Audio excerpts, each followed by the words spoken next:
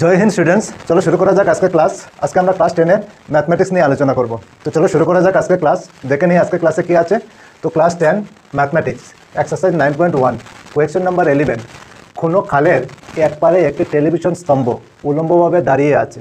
স্তম্ভের সোজাসুজি খালের অপর পারে একটি বিন্দু থেকে স্তম্ভের শীর্ষের উন্নতি কোণ 60 ডিগ্রি। স্তম্ভের পাদবিন্দু এবং এই বিন্দুটির সংযোগী রেখাতে এই বিন্দুটি থেকে 20 মিটার দূরত্বে থাকা অন্য একটি বিন্দু থেকে স্তম্ভের শীর্ষের উন্নতি কোণ 30 ডিগ্রি। স্তম্ভটির উচ্চতা এবং খালটির প্রস্থ নির্ণয় করো। তো ঠিক আছে, কোনো একটা স্তম্ভ আছে, তো স্তম্ভের উচ্চতা আমাদের বের করতে হবে, আর স্তম্ভের কিনারে একটি খাল আছে, ওই খালের প্রস্থ কত আমাদের বের করতে হবে।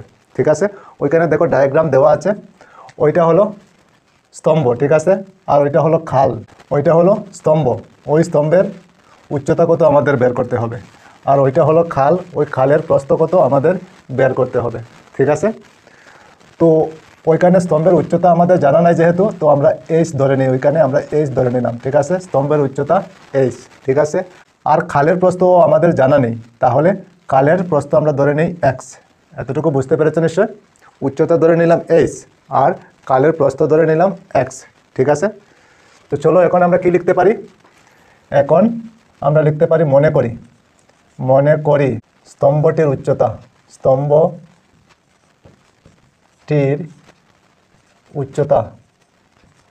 উচ্চতা ইকুয়াল এইচ মিটার। আমরা ধরে নিই এইচ মিটার, আমাদের জানা নেই।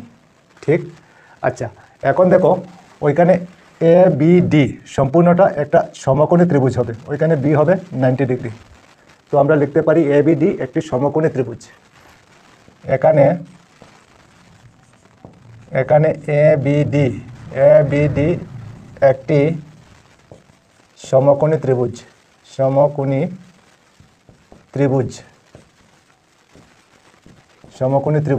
ঠিক, আচ্ছা যদি সমকোণী ত্রিভুজ হয় তাহলে অ্যাঙ্গেল বি 90 ডিগ্রি হবে। তো আমরা লিখতে পারি ইহার অ্যাঙ্গেল বি ইকুয়াল 90 ডিগ্রি। ঠিক, আচ্ছা তারপরে আমরা লিখতে পারি কি থিটা ওইখানে কত হবে 30 ডিগ্রি। তো আমরা লিখতে পারি থিটা ইকুয়াল 30 ডিগ্রি।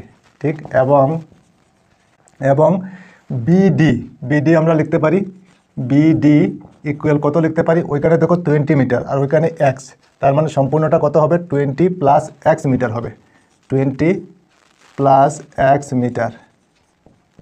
বুঝতে পেরেছেন নিশ্চয়? ঠিক আছে, চলো তারপরে আগে। এখন আমরা কি করতে পারি, যেহেতু এবিডি একটি সমকোণী ত্রিভুজ, তাহলে আমরা ত্রিকোণমিতির অনুপাত ব্যবহার করতে পারি। চলো, সুতরাং যেহেতু ওইখানে ভূমি আছে আর লম্ব, তো আমরা লিখতে পারি লম্ব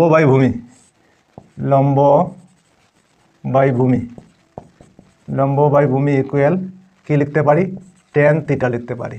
ঠিক আছে, লম্ব বাই ভূমি tan থিটার অনুপাত হয়। ঠিক আছে, চলো তারপরে আগে। এখন আমরা যদি ত্রিভুজ থেকে দেখতে যাই তাহলে লম্ব কি হবে, লম্ব হবে এ বি। তো আমরা লিখতে পারি ওইখানে এ বি। ঠিক, তারপর ভূমি আমরা ত্রিভুজ থেকে যদি দেখতে যাই তাহলে কি লিখতে পারি বিডি। চলো, বিডি ইকুয়াল tan থিটা আমাদের কত, থিটা ওইখানে আছে 30 ডিগ্রি, আমরা 30 ডিগ্রি লিখতে পারি। বুঝতে পেরেছো নিশ্চয়ই তোমরা? ঠিক আছে, চলো তারপরে আগে। এখন এবি আমাদের কি আছে, এবি হলো ওইখানে এইচ আছে, ওইখানে দেখো উচ্চতা, স্তম্ভটির উচ্চতা ওইখানে কি আছে এইচ, তো আমরা লিখতে পারি এইচ। আর বিডি আমাদের কি আছে 20 প্লাস এক্স, ওইখানে আছে 20 plus x equal tan 30 degree আমরা কত জানি 1/√3 হয়, 1/√3। আচ্ছা এখন কি করতে পারি, এখন আমরা ক্রস মাল্টিপ্লিকেশন করতে পারি। চলো, উপরে নিচে ক্রস মাল্টিপ্লিকেশন হবে, এইচ আর √3 ইন্টু হবে, তো কি লিখতে পারি √3 এইচ লিখতে পারি ইকুয়াল দিয়ে 20 প্লাস এক্স আর 1 ইন্টু হবে কি হবে 20 প্লাস এক্স হয়ে যাবে। বুঝতে পেরেছো নিশ্চয়? এখন এইচ থাকবে আর √3 ওইখানে ইন্টু হিসাবে আছে, ওইটা ওইদিকে গেলে ডিভাইড হয়ে যাবে, উপরে হবে 20 প্লাস এক্স আর নিচে হবে √3 মিটার। বুঝতে পেরেছো নিশ্চয়? আচ্ছা, ওইটা আমরা এইচ পেয়ে গেলাম। ঠিক আছে, এখন দেখো আরেকটা ত্রিভুজ হয়, এখন এ বি সি আরেকটা ত্রিভুজ হয়, ওই ত্রিভুজটাও সমকোণী ত্রিভুজ হবে। ঠিক আছে, চলো আবার লিখতে পারি আমরা, ওইখানে লিখে নিই আবার A B C A B C একটি সমকোণী ত্রিভুজ, সমকোণী ত্রিভুজ, ঠিক আছে, সমকোণী ত্রিভুজ। ওইটারও বি 90 ডিগ্রি হবে, তো লিখতে পারি ইহার অ্যাঙ্গেল বি ইকুয়াল 90 ডিগ্রি, কমা থিটা আমরা কি লিখতে পারি, থিটা হবে 60 ডিগ্রি, ইকুয়াল 60 ডিগ্রি। এবং বিসি, বিসি আমরা কি লিখতে পারি, বিসি ইকুয়াল, ওইখানে কি আছে এক্স, তো আমরা এক্স লিখতে পারি, এক্স মিটার। বুঝতে পেরেছো নিশ্চয় তোমরা? ঠিক আছে, চলো তারপরে আগে। এখন আবার আমরা ত্রিকোণমিতির অনুপাত ব্যবহার করতে পারি। সুতরাং আবার লিখতে পারি লম্ব বাই ভূমি, লম্ব বাই ভূমি ইকুয়াল কি লিখতে পারি, ট্যান থিটা। ঠিক আছে, চলো তারপরে আগে। ওইখানে লম্ব, ত্রিভুজ থেকে যদি দেখতে যাই তাহলে লম্ব কি হবে, এবি হবে লম্ব, তো আমরা এবি লিখতে পারি, এবি।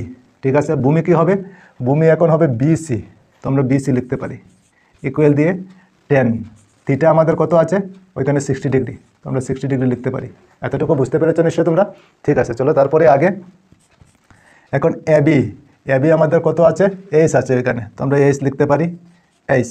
আর বিসি আমাদের কি আছে, বিসি হলো এক্স, তো এক্স লিখতে পারি, ইকুয়াল দিয়ে ট্যান 60 ডিগ্রি কত জানি আমরা, √3 হয়, তো আমরা √3 লিখতে পারি। বুঝতে পেরেছো নিশ্চয়? এখন আমরা ক্রস মাল্টিপ্লিকেশন করতে পারি, ওইটার নিচে 1 আছে, ঠিক আছে, এইচ আর 1 ইন্টু করলে কী হবে, এইচ হবে, ইকুয়াল দিয়ে এক্স আর √3 ইন্টু হলে কী হবে, √3x হবে। বুঝতে পেরেছো নিশ্চয় তোমরা? আচ্ছা, এখন দেখো এইচ ওইখানে আছে 20 + x/√3, তো ওই এইচের জায়গায় আমরা লিখতে পারি, হ্যাঁ পারি, চলো কি লিখতে পারি, 20 + x / √3 ইকুয়াল √3x। বুঝতে পেরেছো নিশ্চয়? আচ্ছা, এখন আমরা ক্রস মাল্টিপ্লিকেশন করতে পারি, আবার ওইটার নিচে 1 আছে, ঠিক আছে, √3 আর √3x ইন্টু করলে কি হবে, এই দুইটা ইন্টু করলে 3x হবে, ঠিক আছে, ইকুয়াল দিয়ে ওইখানে 20 + x আর 1 ইন্টু হলে যা আছে তাই হবে, 20 + x হয়ে যাবে। বুঝতে পেরেছো নিশ্চয় তোমরা? চলো ওইদিকে চলে যাই। এখন আবার 3x লিখে নেব, 3x, আর ওইখানে x প্লাস হিসাবে, ওই x যদি ওই দিকে আসে তাহলে কি হবে, মাইনাস হয়ে যাবে, তো আমরা -x লিখতে পারি, ইকুয়াল 20। বুঝতে পেরেছো নিশ্চয়? চলো তারপরে আগে। এখন 3x থেকে x মাইনাস করলে কি হবে, 2x হবে, 2x ইকুয়াল 20। এখন x থাকবে, ইকুয়াল দিয়ে 2 ওইখানে ইন্টু হিসাবে আছে, ওইটা ডিভাইড হয়ে যাবে, 20 উপরে বসবে আর 2 নিচে, 2 দিয়ে 20কে ডিভাইড করলে কত হবে, 10। বুঝতে পেরেছো নিশ্চয়?